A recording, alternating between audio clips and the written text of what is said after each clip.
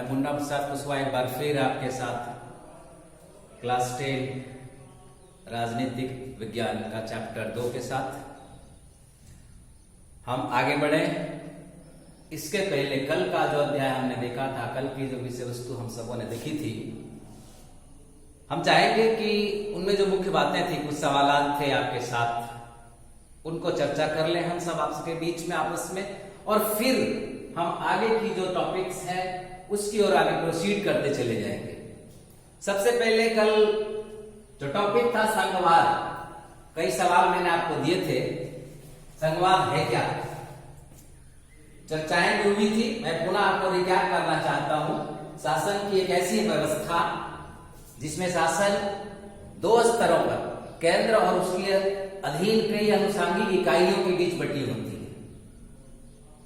इसमें ये जिन लोगों के बीच में शक्तियां बटी होती है, शासन की सत्ता बटी होती है, वे दोनों स्वतंत्र होते हैं और बिना किसी दबाव के निष्पक्ष काम कर पाते हैं। भारत जैसे विशाल देश में जहां विविधताएं भरी थी चारों तरफ, चाहे वो सांस्कृतिक हो, भाषाई हो, खान पान हो, जाति हो, धर्म हो, और खास उसमें बड़ी बात जुट जाती है भौगोलिक विभिन्नताएं जो भारत जैसे देशों में है, उनको समेटकर जो परिकल्पना शासन की अपनाई गई वो निश्चित रूप से संघवाद है। आगे हमने ये सवाल थे आपके बीच की संघवाद की विशेषताएं क्या है, उसके लक्षण क्या है। मैं बड़े संक्षेप में आपके बीच चलूंगा क्योंकि संघवाद के जो लक्षण हमने पढ़े हैं कल, आज जब हम आगे अपने अध्याय को बढ़ाएंगे भारत में संघवाद, तो करीब करीब संघवाद की जो विशेषताएं वो भारत के संघवाद में समाहित हैं। इसलिए मैं बहुत अधिक इस पे आपका अभी टाइम नहीं ले रहा। आगे बढ़ेंगे। कई सवाल जो आपके बीच थे, शासन, सत्ता, साझेदारी और इन सबों को पूरा करने का एक सशक्त माध्यम संघवाद।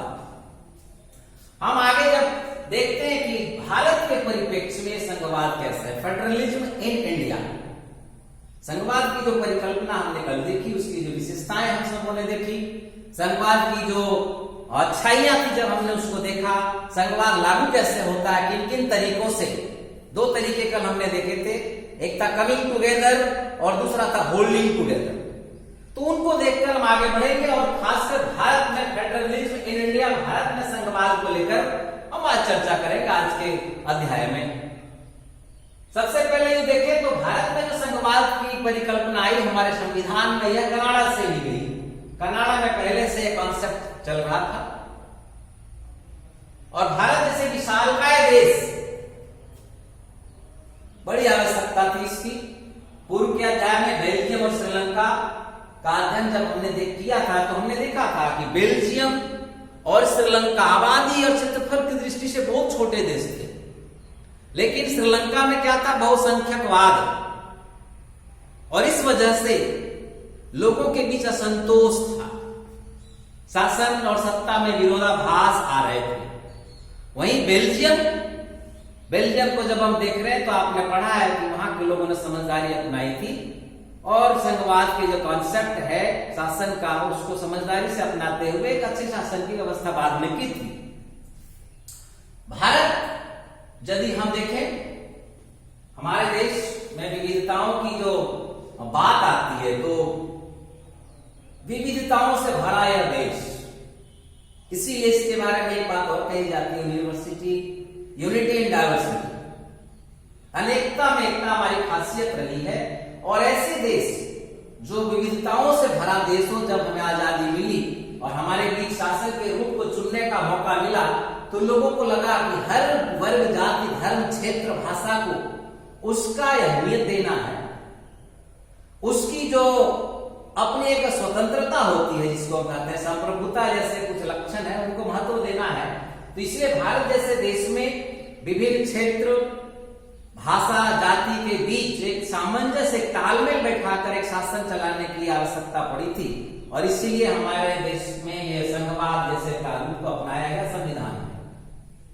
जब हम इस विभिन्नताओं को देखते हैं हम अपने देश भारत में, तो आपने कल भी देखा था उत्तर में हिमालय, दक्षिण में महासागर, भारत के बीच में आप देख रहे हैं पठार, प्रायद्वीपीय प्रदेश और थार जैसा रेगिस्तान भी है।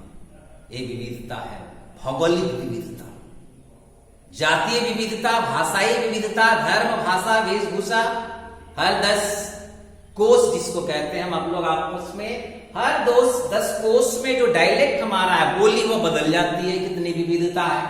तो इसलिए सबों के बीच में तालमेल बैठाना आवश्यक था। और जब हम भारत में आजादी के बाद देखते हैं कि संघवाद कैसे आगे बढ़ा, उसकी यात्रा क्या है, तो हमें आजादी के वक्त के दौर में जाना पड़ेगा। भारत जब आजादी हमें मिली 15 अगस्त 1947 को, उस वक्त क्या हुआ? आपने एक मूवी देखी होगी बच्चों, बहुत ही अच्छी मूवी आई थी सनी देओल की। उस मूवी में क्या था? पार्टीशन, इंडिया का पार्टीशन दिखाया था। उस पार्टीशन में क्या हुआ? एक bloody and painful partition of India. देश बटा, लेकिन देश जो बटा आजादी के पहले बटा। उस दरमियान क्या हुआ? चारों तरफ अफरा तफरी, भय का माहौल, बड़ा ही दर्दनाक दृश्य, ब्लडी, खूनी, कितनी हिंसा हुई, कितने लोग मर गए। अंत में 15 अगस्त 1947 को आजादी तो उसे मिली, देश आजाद हुआ। और उसके बाद देश को चलाने की एक हमारे बीच जो समस्या आई कि देश कैसे चले, क्योंकि उस वक्त दुनिया में 2 केंद्र बने हुए थे। एक का प्रतिनिधित्व रूस कर रहा था, तो दूसरे का प्रतिनिधित्व अमेरिका कर रहा था।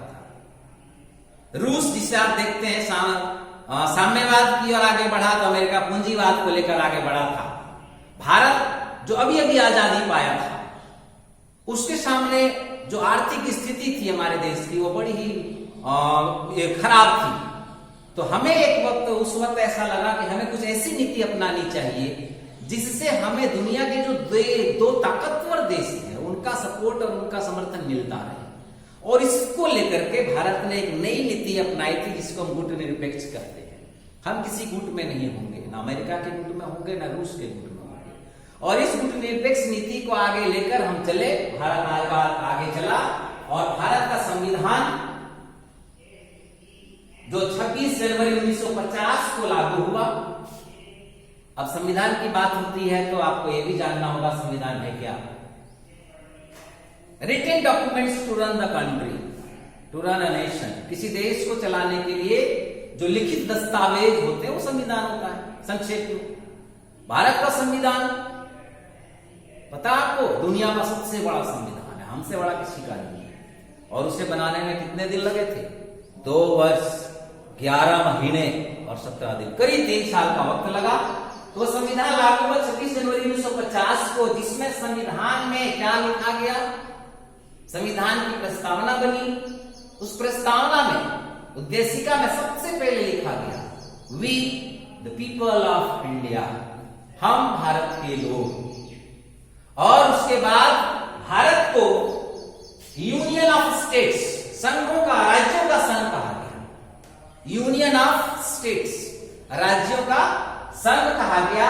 और इस प्रकार भारत में जो बंटवारा हुआ सत्ता का, भारत में जो शासन का प्रारूप आया, उसमें संघवाद को अपनाते हुए 2 स्तर की सरकारें बनी, केंद्र सरकार और राज्य सरकार। अल्टीमेटली कल हमने देखा है इसमें कि इन परिस्थितियों में केंद्र सरकार अधिक ताकतवर होता है राज्य सरकार की बदौलत। और दोनों के बीच शक्तियों का, कार्यों का बंटवारा किया होता है, बाकायदे लिखित होता है। और वह जो लिखित संविधान होता है हमारे देश का, कम से कम जब भारत की बात करते हैं तो वह संविधान लिखित तो है ही, रिजिड भी है, कठोर भी है। भारतीय संविधान की बात हम करें तो उसमें जो प्रावधान लिखित है उसको बदलना आसान नहीं होता, इसीलिए उसको कठोर कहा जाता है। तो कैसे बदलते हैं? बदलते हैं, संविधान में संशोधन समय समय पर आते हैं। शासन को चलाने की आवश्यकता जैसे पड़ती है उसमें परिवर्तन किए जाते हैं, संशोधन करके, संवैधानिक संशोधन। लेकिन उसके लिए कुछ शर्तें हैं, क्योंकि वो कठोर है, मेरी मर्जी हो मैं नहीं कर सकता। कैसे होता है? कल भी हमने देखा था, लोकसभा से कोई कानून पारित होना चाहिए 2/3, 2/3 बहुमत से, और उसके बाद उस प्रस्ताव को, उस विषय को देश के आधे से अधिक राज्यों के विधानमंडलों की सहमति आवश्यक होती है, और तभी कोई परिवर्तन हम कर सकते हैं। इसलिए कठोर भी आसान नहीं कि मेरी मर्जी में चाहे जो करूं, ऐसा नहीं हो सकता। उस पे ये प्रक्रिया के तहत उस पे बदलाव आता है। तो इस प्रकार भारत में संघवाद की यात्रा आजादी के बाद से लेकर संविधान के लागू होने तक चली। 2 स्तर पर सरकारें काम करने लग गई, लेकिन क्या भारत जैसे विशाल देश के लिए यह संभव था कि सिर्फ 2 स्तर पर ही सरकार हम काम कर ले और देश में शासन अच्छे से चले, सभी शांति रहे, विकास का कार्य होते रहे, और जो क्षेत्रवाद है, क्षेत्रीयता है, रीजनलिज्म है भारत की, वो मेंटेन रखे, बैलेंस हो सके। ये बड़ा महत्वपूर्ण विषय भी था हमारे लिए और बहुत टफ विषय भी था हमारे लिए। इसलिए भारत में जब संघीय शासन की बातें जब हम देखते हैं तो वहां दिखता है ये वही विशेषताएं भारत में। कल हमने जो संघीय शासन की विशेषताओं को देखा था, 99% विशेषताएं भारत के परिप्रेक्ष्य में सूटेबल है, सूट करती है भारत को। ये सारी विशेषताएं जब आप पढ़ोगे, कल का बैक का पेज देखोगे तो आपको दिखेगा कि वो तमाम विशेषताएं भारत को सूट करती हैं, और इससे भारत एक बहुत अच्छा उदाहरण है संघवाद। क्या थी?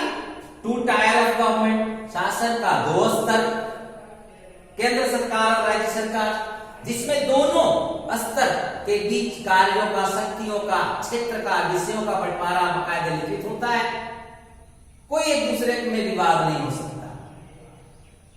पावर, जो शक्तियां हैं, कई विषयों में बटी है, कई उप टॉपिक्स में, सब टॉपिक्स में बटे हुए हैं। जब हम पावर्स को देखते हैं तो भारत जैसे देश में संघवाद की परिकल्पना को मूर्त रूप देने के लिए तमाम विषयों को अलग अलग कैटेगरी में बांटा गया। सबसे पहला था केंद्रीय सूची, यूनियन लिस्ट, जिसमें नेशनल इंटरेस्ट के जो विषय थे, राष्ट्रीय महत्व, राष्ट्रीय सुरक्षा के जो विषय थे, इन विषयों को यूनियन लिस्ट में बांटा रखा गया, और इस यूनियन लिस्ट पे जो कानून बनाने का काम था वो केंद्र सरकार कर सकती है। दूसरा था स्टेट लिस्ट, राज्य सूची। राज्य सूची में क्या था? राज्य के जो स्थानीय मुद्दे थे, राज्य की जो स्थानीय समस्या और विषय थे, उस पर कानून बनाने का अधिकार राज्य को दिया गया, जिन विषयों को हम राज्य सूची में रख दिए। उसके बाद तीसरा था समवर्ती सूची। समवर्ती कुछ विषय ऐसे आ गए जिसमें ना तो केंद्र के लिए कानून बना सकता था, ना राज्य बना सकता था।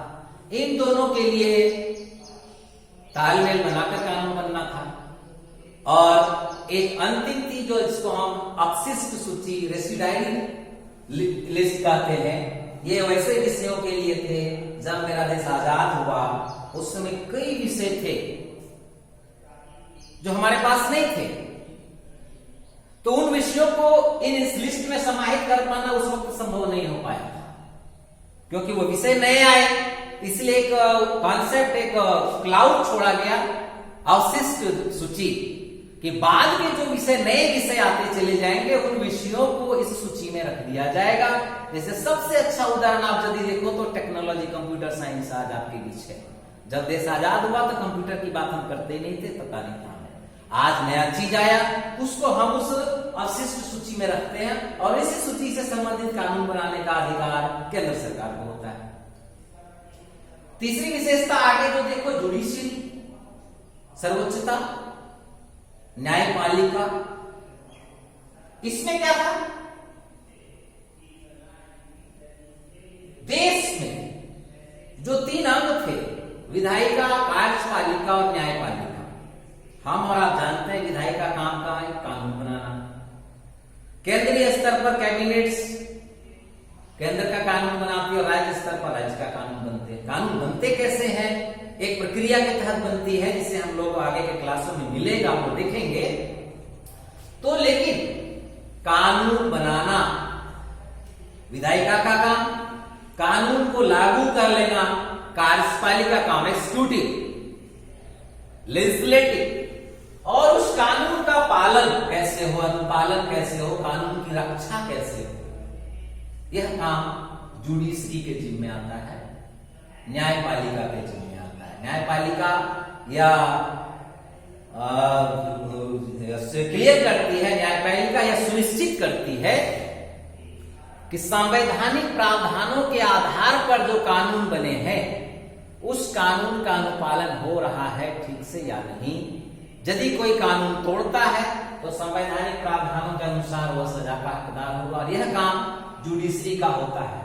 एक बड़ी बात जुडिशरी के लिए भारत जैसे देश में यह बिल्कुल स्वतंत्र, इंडिपेंडेंट एंड सुप्रीम, सर्वोच्च, हर किसी को न्यायपालिका के द्वारा दिए गए आदेशों का पालन करना पड़ता है।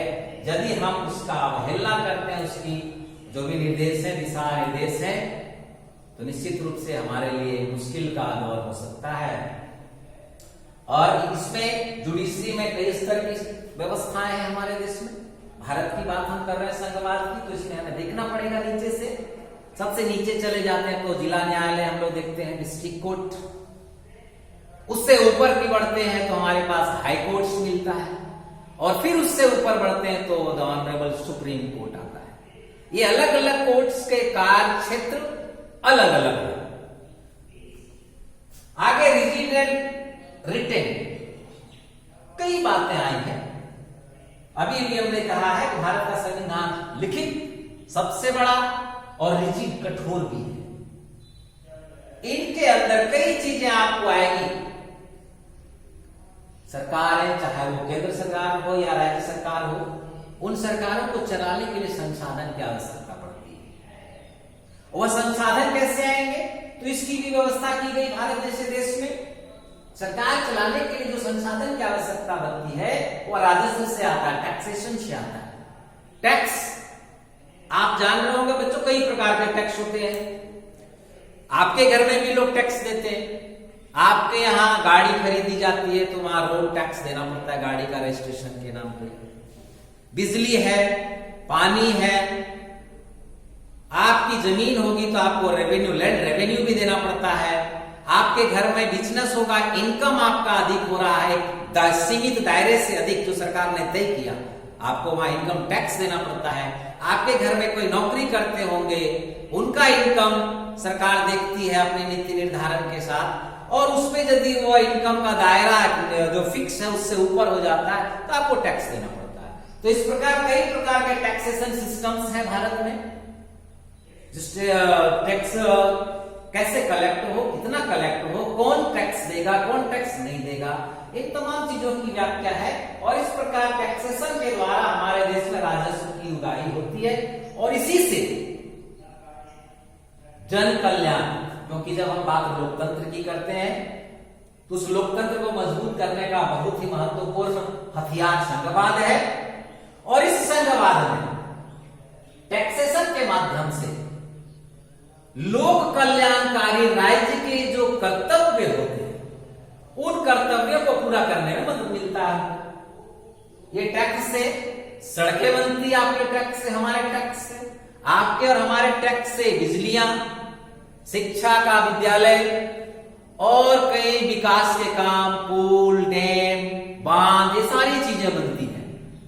और इस प्रकार वो जन कल्याणकारी, लोक कल्याणकारी राज्य की जो परिकल्पना है डेमोक्रेसी में, उसको पूरा करने का, विकास के कार्यों को पूरा करने का जिम्मा सरकारों का होता है। और वो सरकार इसी टैक्सेशन के माध्यम से अपना राजस्व, अपना फंड जमा कर पाती है। डेमोक्रेसी, ये टैक्सेशन जरूरी है चलाने के लिए। डेमोक्रेसी के बारे में आपने पहले देख लिया है, लोकतंत्र के बारे में। The centre point is the people, लोग, जनता, क्योंकि उसके बारे में हमने देखा है democracy what is it, it is for the people, of the people and by the people. तो केंद्र और सत्ता, सत्ता का जो केंद्र है वह आरंभ भी जनता से होता है और उसका अंतिम उद्देश्य भी जनता का कल्याण होना चाहिए। ये लोकतंत्र की खासियत है और इसको पूरा करने में संघवाद हमारा बहुत ही महत्वपूर्ण भूमिका निभाता है। बच्चों, जब हम भारत में देखते हैं कि संघीय शासन चलती कैसे है, जिस संघीय शासन के बारे में पढ़ रहे हैं वो चलती कैसे है, तो यहां आपको देखना पड़ेगा क्योंकि संघीय शासन को चलने में जो मददगार चीजें हैं वो सबसे बड़ी चीज है लोकतांत्रिक चरित्र।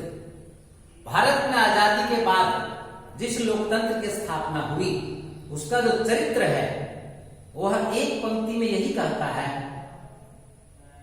The centre power of rule is in the hand of the people.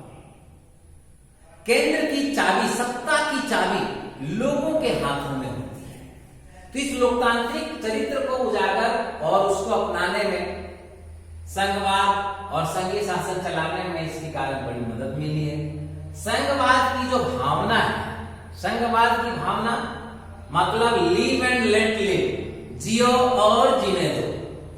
केंद्र हो या राज्य, सब अपने अपने कार्य क्षेत्र अधिकारों में काम करते हैं। तो ये संघीय शासन चलाने में संघवाद की जो भावना, मूल उसके जो विचार है, मूल जो तथ्य है वो हमें मदद करता है। और जो सबसे बड़ी चीज है संघवाद आगे बढ़ कैसे रहा है मेरे देश में, विविधता का सम्मान। हिंदू, मुस्लिम, सिख, ईसाई, पंजाबी, उर्दू, बंगला, उड़िया, गोरखा, जब अलग अलग चीजों को देखते हैं, विविधताओं को, तो हर किसी को सम्मान की नजर से, they all are equal before the law, there is no difference on the basis of caste, creed, religion, language, food habit और एनीथिंग एल्स। और इसी के लिए हमारा ये संघीय व्यवस्था ज्यादा सफल हो रहा है क्योंकि इसके तहत विविधताओं का सम्मान किया जा रहा है, किया जाता है। और भारत जैसे देश में जो विविधताओं का देश है, हर किसी को सम्मान मिलेगा। कोई क्यों रूठेगा, कोई क्यों विरोध करेगा।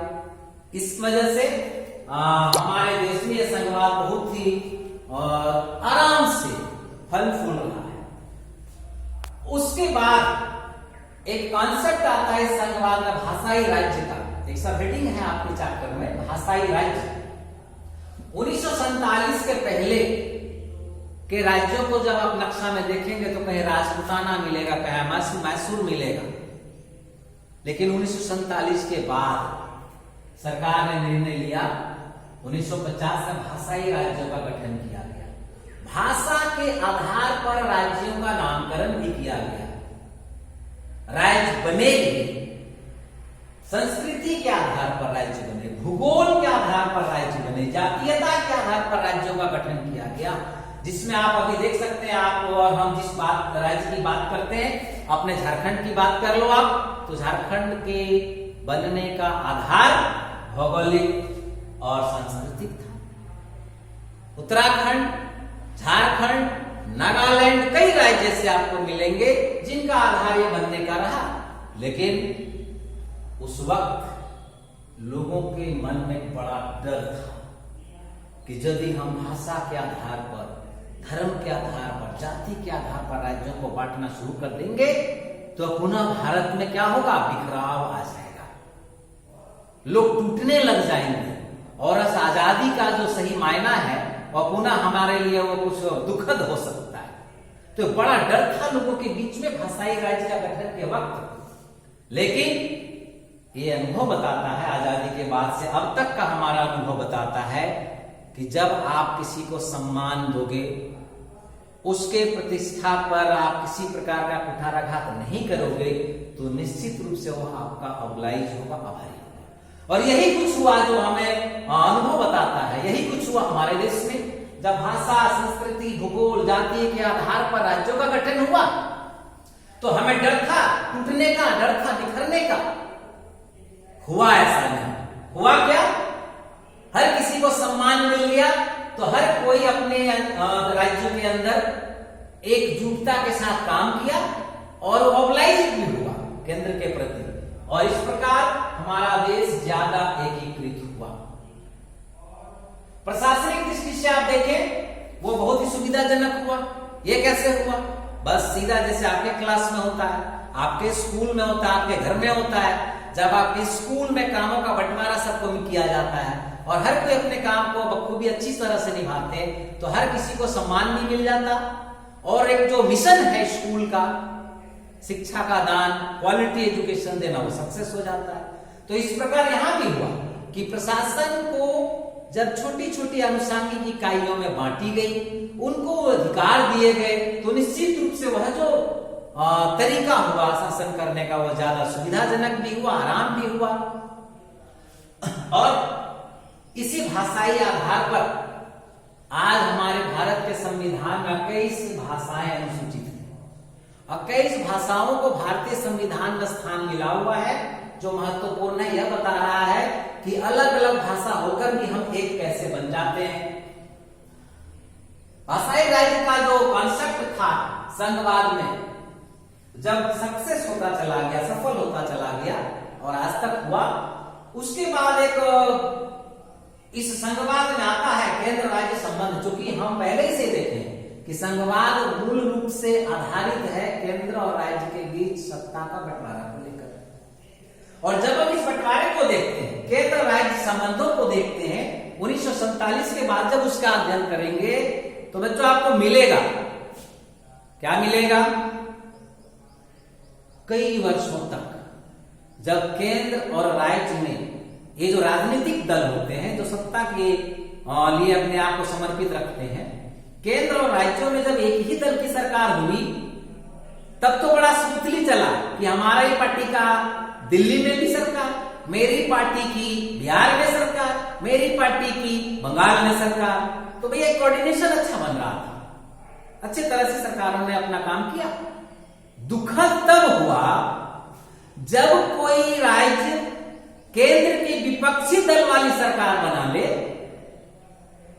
और वह राज्य अपने हिसाब से शासन करने के लिए आगे बढ़ता चला जाए, तो कभी बदले और दुर्भावना से ग्रसित होकर केंद्र ने उस राज्यों को सताना और उसको प्रताड़ित करना शुरू कर लिया।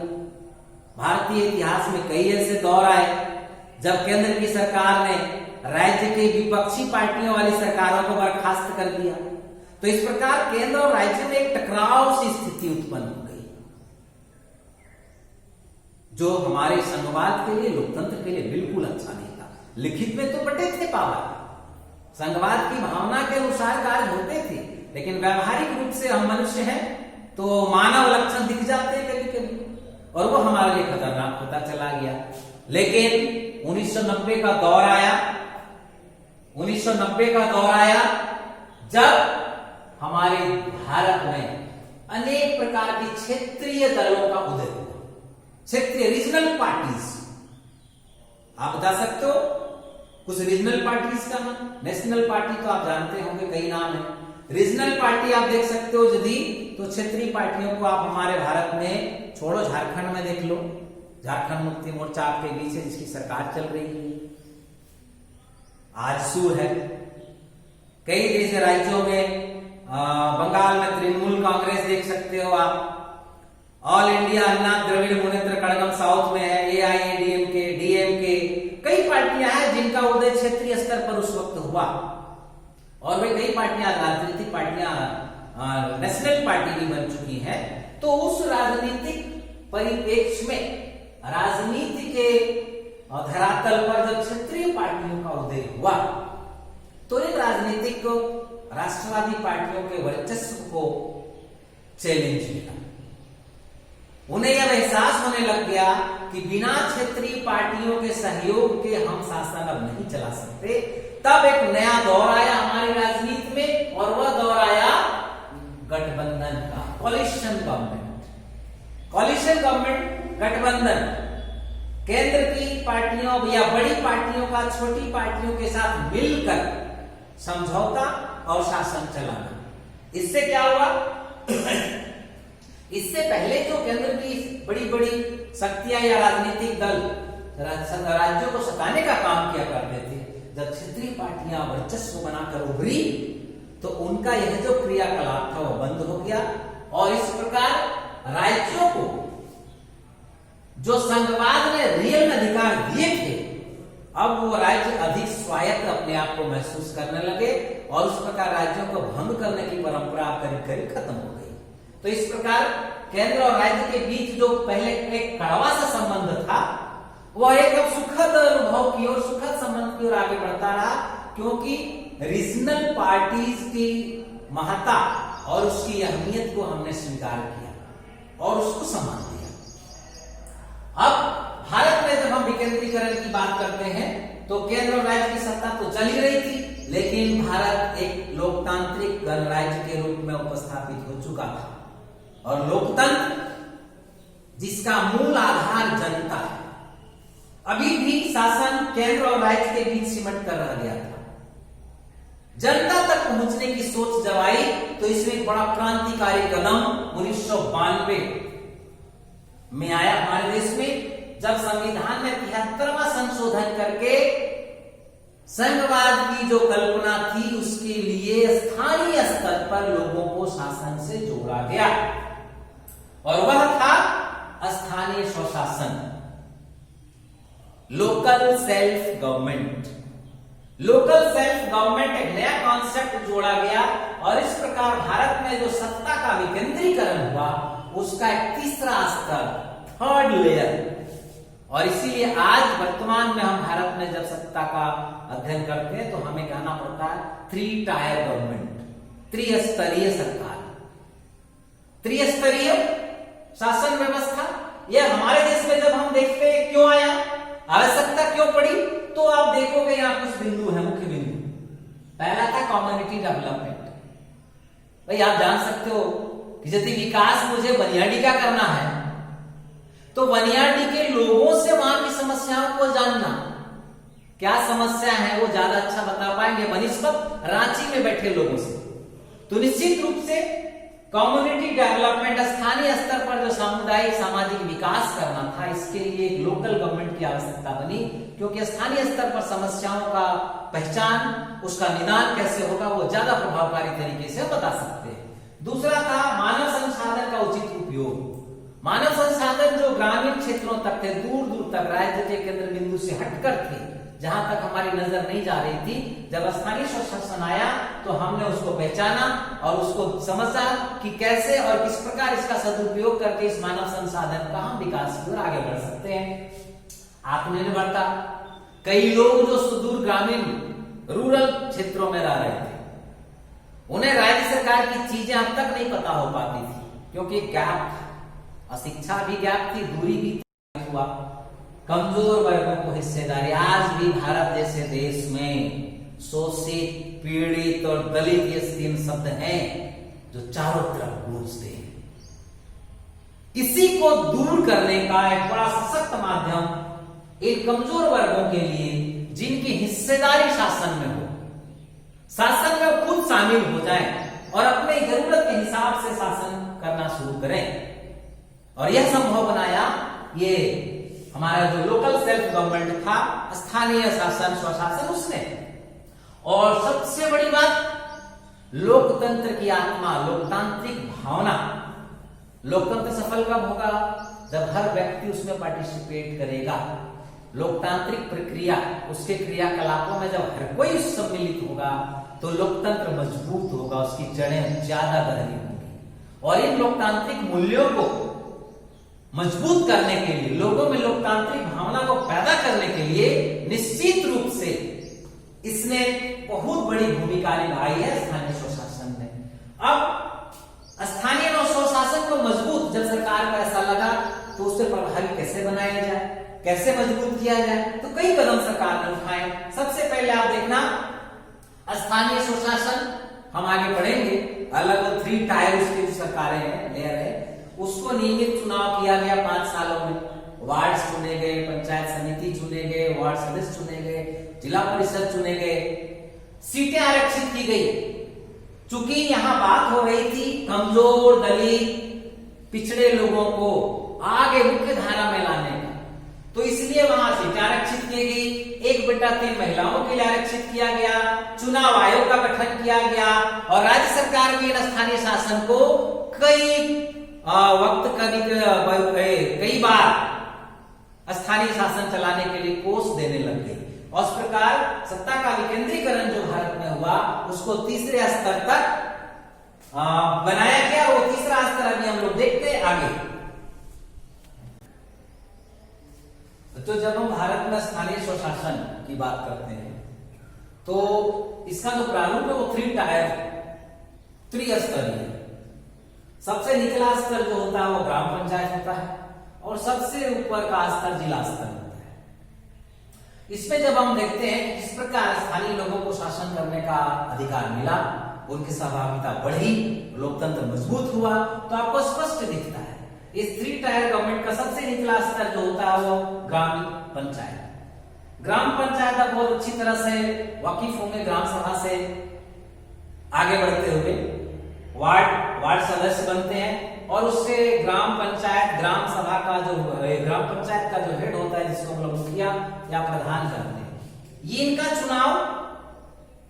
चुनाव यूनिवर्सल एडल्ट फ्रेंचाइजी वयस्क मताधिकार 18 साल से अधिक उम्र के जो हमारे देश के जनता है, नागरिक है, वो मत देकर वोट देकर उसका चुनाव करते हैं और ये सभी उत्तरदायी होते हैं। हमने पहले ही कहा था कि इस चुनाव के लिए स्थानीय स्वशासन निकाय के चुनाव के लिए व्यवस्था की गई कि राज्य में चुनाव आयोग का गठन हो और यह चुनाव आयोग ही निष्पक्ष और स्वतंत्र रूप से इस चुनाव को संपन्न कराता है। दूसरा स्तर जो हम ग्रामीण क्षेत्र देखते हैं, प्रखंड स्तर, इसके सदस्य पंचायत समिति सदस्य होते हैं और हर पंचायत समिति सदस्य प्रखंड स्तर पर एक संगठन बनाती है, ब्लॉक स्तर पर, जिसका हेड प्रमुख कहा जाता है। ये जनप्रतिनिधि चयनित चुना गया, राजनीतिक परिदृश्य से चुना गया प्रमुख होता है और इसका संचालन ब्लॉक स्तर के जो पदाधिकारी होते हैं, हमारे प्रशासनिक पदाधिकारी, प्रखंड विकास पदाधिकारी के दिशा निर्देश के या दोनों के परस्पर तालमेल से होता है। अब हम जिला स्तर पर आते हैं, जो स्थानीय शासन का सबसे ऊपरी स्तर है, सबसे ऊंचे वाला स्तर है। उस जिला स्तर पर जब हम चलते हैं, ये 2 भागों में बढ़ता है कि रूरल और दूसरा अर्बन। रूरल ग्रामीण, अर्बन शहरी। ग्रामीण की बात करते हैं जिला स्तर पर, तो ये प्रखंड स्तर से चुने गए पंचायत समिति सदस्य जिला स्तर पर एक अध्यक्ष का चुनाव करते हैं और दूसरा उपाध्यक्ष का चुनाव करते हैं और ये दोनों मिलकर जिला स्तर पर ग्रामीण क्षेत्रों के विकास की खाका खींचते हैं। और इनके लिए ये दोनों राजनीतिक पद होते हैं, राजनीतिक दल से चुनकर आते हैं जनप्रतिनिधियों का, और इनके लिए प्रशासनिक अधिकारी हमारे जिला स्तर पर DRDA डायरेक्टर और उप विकास आयुक्त जैसे पदाधिकारी इस पर नियंत्रण करते हुए इस काम को अंजाम देते हैं। जब शहरी क्षेत्र के लिए अर्बन की बात करें तो 2 प्रकार के शहर हैं, बड़े शहर, छोटे शहर, और उससे भी एक नीचे होते हैं नगर निकाय, नगर पंचायत। तो शहरी स्तर पर हम देखें तो 3 पार्ट हो जाते हैं। एक यहाँ आता है नगर पंचायत छोटे शहरों में, जहां वार्ड चुने जाते हैं, प्रमुख चुने जाते हैं। उससे बड़े शहर जब होते हैं तो नगर पालिका का गठन होता है। इसमें वार्ड सदस्य अलग अलग शहर वार्डों में बटे होते हैं और हर वार्ड से एक सदस्य चुना जाता है वोट के द्वारा, मतदान के द्वारा, और ये वार्ड सदस्य एक अध्यक्ष और उपाध्यक्ष का भी चुनाव यहाँ पर होता है, जो नगर पालिका के लिए जिम्मेवार होता है। बड़े शहरों की बात करें, जहां की आबादी बहुत अधिक हो जाती है, तो वहां पर नगर निगम का गठन होता है। जैसे आपका गिरिडीह पहले नगर परिषद था, वर्तमान में एक नगर निगम बन चुका है। तो नगर निगम में भी जो शहर के क्षेत्र होते हैं, वार्डों में बटे होते हैं और वहां से वार्ड पार्षद चुनकर आते हैं और उसी से हम लोग सीधे मतदान के द्वारा इसके प्रमुख, नगर निगम के प्रमुख के रूप में 2 लोगों का चयन करते हैं, एक मेयर और दूसरा उप मेयर। ये मेयर और उप मेयर, ये पुनः मैं बता रहा हूं, जनप्रतिनिधि चुनकर आते हैं, लोगों के बीच से चुनकर आते हैं और इनका जो हेड होता है सरकारी स्तर पर, जो इनके कार्यों को देखरेख करता है, तालमेल सामंजस्य बैठाता है, वह नगर आयुक्त होते हैं। और इस प्रकार ये स्थानीय स्वशासन ग्राम पंचायत से लेकर जिला स्तर तक सबसे ऊंची इकाई, सबसे ऊपर की इकाई जिला स्थानीय शासन की जिला स्तर और सबसे निचली इकाई ग्राम पंचायत। और इस प्रकार इसमें जो मूल बात है जो सब में लागू होती है कि ये सारे जनप्रतिनिधि चुनकर कैसे आते हैं, कौन चुनता है, तो उनको चुनने का काम हमारे उस क्षेत्र के रहने वाले लोग वोट के द्वारा। वोट कौन देता है? वोट वही दे सकता है, पहला शर्त, जिसकी उम्र 18 साल या उससे अधिक हो। हर कोई वोट देता है, लेकिन शर्त यह होती है कि उस व्यक्ति का नाम उस क्षेत्र के वोटर लिस्ट में होना चाहिए। बिना वोटर लिस्ट का आपको वोट देने का अधिकार नहीं मिलता। इसलिए समय समय पर हर वार्ड और हर क्षेत्र का वोटर लिस्ट बनाया जाता है, जिसमें हम सभी जिनकी उम्र 18 साल से अधिक हो जाती है उनको उसमें शामिल किया जाता है। और इस प्रकार भारत में जो संघवाद की परिकल्पना है वो समाप्त होती है क्रियाकलापों के रूप में, इस चैप्टर के रूप में। अंतिम रूप हम लोग इसको यहां देख रहे हैं। हम आगे जब चलेंगे तो आपको दिख रहा है संघवाद शुरू से रिकैप, क्यों, क्या है संघवाद, संघवाद की आवश्यकता क्यों पड़ी, संघवाद किस प्रकार स्थापित होता है, संघवाद में शक्तियों का, कार्यों का बंटवारा किस प्रकार होता है, संघवाद सफल कैसे होगा, भारत जैसे देश में संघवाद का प्रारूप जो है वह किस प्रकार कार्य कर रहा है। इन तमाम चीजों को हमने और आपने देखा, और ये कोई नया टॉपिक नहीं, हम सबों के लिए पुराना टॉपिक था। आप और हम इससे रोज रूबरू होते रहते हैं। उम्मीद है निश्चित रूप से यह चैप्टर आपको समझ में आ गया होगा, किसी भी प्रकार की समस्या नहीं हो। धन्यवाद।